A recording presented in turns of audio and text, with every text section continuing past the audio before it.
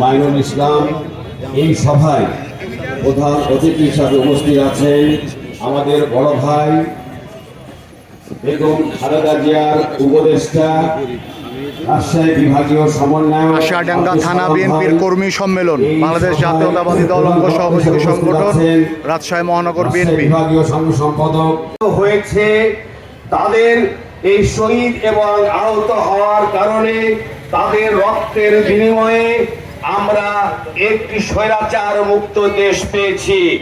এই স্বৈরাচার মুক্ত দেশ পাওয়ার পরে আমরা চাই আমাদের আগামী রাষ্ট্রনায়ক জনাব তারেক রহমান চান, এদেশের মানুষ চান যে তাদের যে আত্মত্যাগের বিনিময়ে এই যে আমরা দেশ পেয়েছি, এই দেশটি জানে সামনে একটি গণতান্ত্রিক দেশ হয়, একটি এদেশে আইন প্রতিষ্ঠা হয়, আইন শাসন প্রতিষ্ঠা হয়, এদের বৈষম্য বিরোধী রাষ্ট্র হয়, এইটা আমাদের চাওয়া।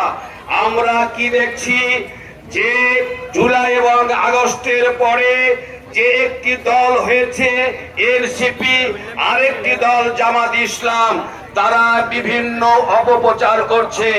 তারা কি বলছে? এনসিপি বলছে যে আগে সংস্কার তারপরে নির্বাচন। তারা এটা বলছে যে আগে আওয়ামী লীগকে নিষিদ্ধ করতে হবে, তাদের নিবন্ধন বাতিল করতে হবে। তারা বলছে যে স্বৈরাচারের বিচার করতে হবে।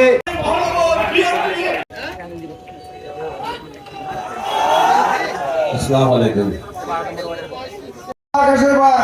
ওপেন স্টেজে কোনো মিটিং হয়নি, কর্মী সম্মেলন হয়নি। তিনি আমাকে বলেছিলেন, আমি কথা দিয়েছিলাম ইনশাল্লাহ। আমি যখন আমার বায়োডাটা দিচ্ছিলাম, উনি বলেছেন আপনার বায়োডাটা আমার কাছে আছে, বলতে হবে না, আপনি আমার বাপের সাথে দল করা লোক, আমি আপনার প্রতি ভরসা আছে। আমরা চেষ্টা করেছি, তারপরে ইনশাল্লাহ আমার মনে হয় আজকের যে কর্মী সম্মেলন সেটাই প্রমাণ করে দিয়েছে যে আমরা আমার কথা রেখেছি। গণতান্ত্রিকভাবে ওপেন স্টেজে আজকে আমরা মিটিং করছি।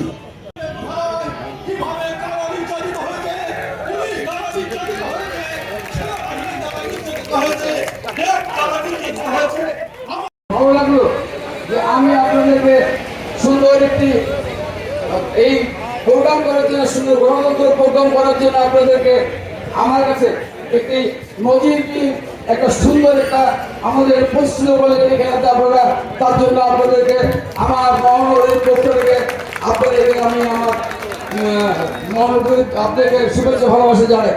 আমি আপনাদেরকে বক্তব্য দেবেন, আপনারা আমাদের সায়েন্স সভায় আমাদের প্রধান আমাদের একজন বিশেষ বক্তা বক্তব্য দিবেন, সেই জন্য আপনাদের কাছে আমরা আপনাদেরকে ভালোবাসা জানাই।